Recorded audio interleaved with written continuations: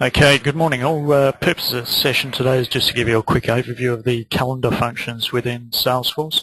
Obviously changing over from existing usage of Google Docs or Google Calendar means entering all of your meetings and or tasks into Salesforce now. So what we'll do is we'll go in quickly and take a quick overview of what you would do to create a task or a new event or a meeting as such, and then we'll come back to the home screen here and we'll have a look at some of the features for actually viewing your calendar items. Okay, let's go in. So if we go into your accounts tab, and if we were to go into a account, and if you were to scroll down, you want to go into your opportunity, and within your opportunity, if you scroll down again, you'll see you've got three buttons here to log a call, new task and new event. Now a new event is obviously a meeting, and if we click on new event, that'll bring open a window.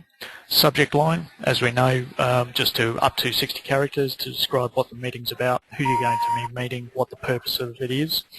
And if I choose some text there, meeting with Paul to present MCD concept, we can choose a start date and a end date. So in this case, be one and the same, start time and end time. And if it was to be 4 in the afternoon till 5, location,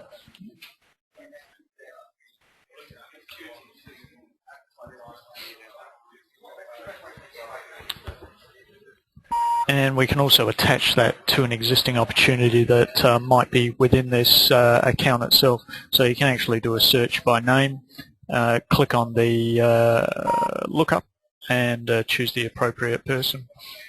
Down below, if you want to put some more extensive comments in there, that can go in there, and then obviously a reminder time that'll give you a pop-up on screen when that's about to occur. And last but not least, down the bottom there, you can see that by default you'll end up popping up. I'm obviously logged in as Andrew Christie at the moment, but you'll pop up on there. But you can also add in other invitees, so if you want to invite along a manager, you just need to put their name in there, search for them, click on them, and insert them. So once you've created your new event, we can just click Save.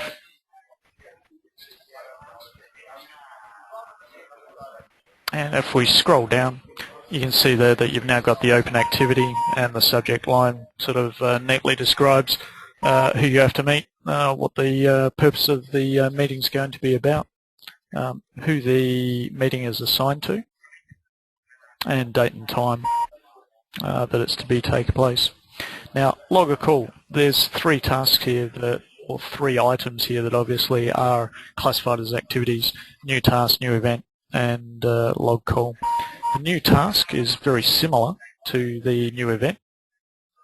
Only differences or key differences are you can specify a reminder time, half-hour intervals, that can obviously be days or months in advance, but you can't specify a start or finish time, so it's like a day task or a day event, if you like.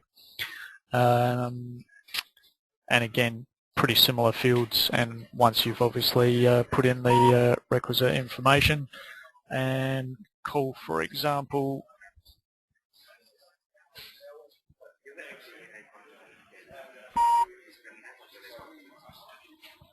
you can then just press Save.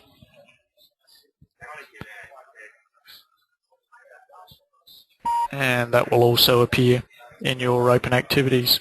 Now, as you can see, you've got a pop-up which has come up straight away, and that's because the task that we've just created was specified for this morning. So you will get that pop-up along with that subject information that you've put in there to tell you what the item is about. Let's get rid of that for the time being. And what we'll do is we'll go back to We'll go back to the home screen now, and we'll take a quick look at the calendar functions in the home screen. So on the home tab, as we scroll down, you'll see there that you've got a calendar. You can also create new events or meetings from the home screen, but you will, if we open that up, you will have to then do a search to attach that to an opportunity. So if we were to attach this to the opportunity that we were just in, we'd whack in the name and click on the search bar to find the appropriate opportunity, and that way the task gets linked to the appropriate opportunity. Again, you would put in a subject line to say who you're meeting with and what the purpose of the meeting was about, and same details down the bottom. Let's just cancel that one. And as we scroll down, you'll also have a list of your open tasks, and as you can see, two differences here between a call that doesn't have a description in the subject line as opposed to the one that was just created. Much easier to see some information about who you're supposed to be calling and what you're supposed to be doing than just having a descriptor there, and obviously then have to click and go into that task to actually see some comments about what you need to do. Much better for that information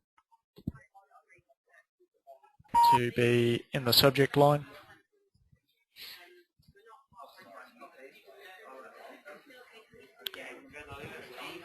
And if we press save and go back to the home page, you'll now see that information pop up in the subject line above.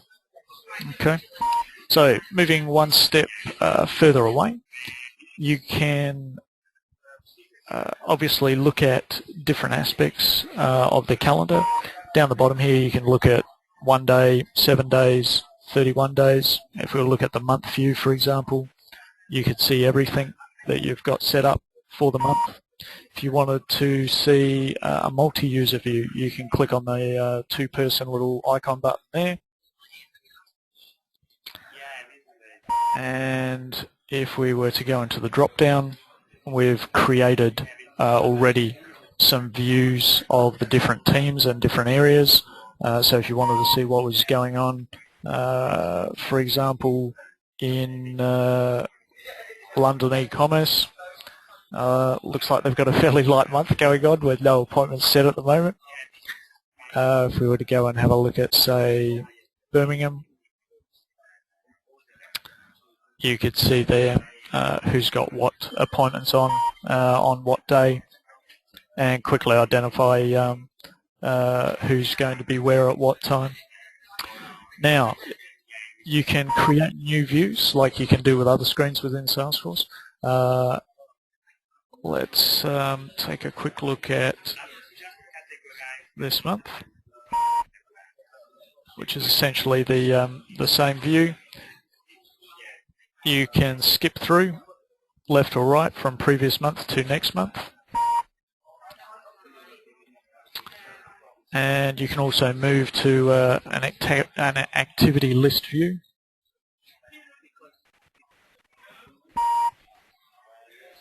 Which shows a long list of activities.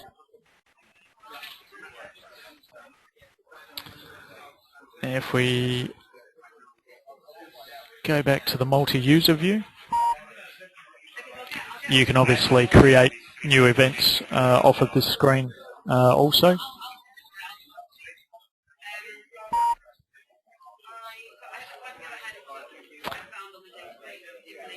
And that is probably about it. So we've given you a pretty strong overview. Obviously you can click on the respective appointments.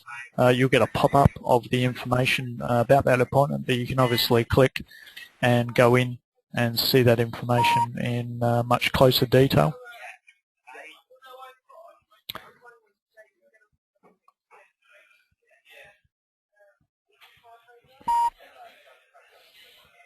There we go. Now, if any questions at all, obviously using the calendar view, do feel free to either give myself, Sean, or Ash a call. and you'll find our numbers probably on some emails that you might have seen floating around, or my direct numbers here is extension within London's 4568, or you can call me on 020 3008 4568. Enjoy using the calendar for Salesforce, and hopefully it'll give you a much better view of integrated calendars. Just before we finish up though, we might just take one step back and just show the Share My Calendar function within the main screen.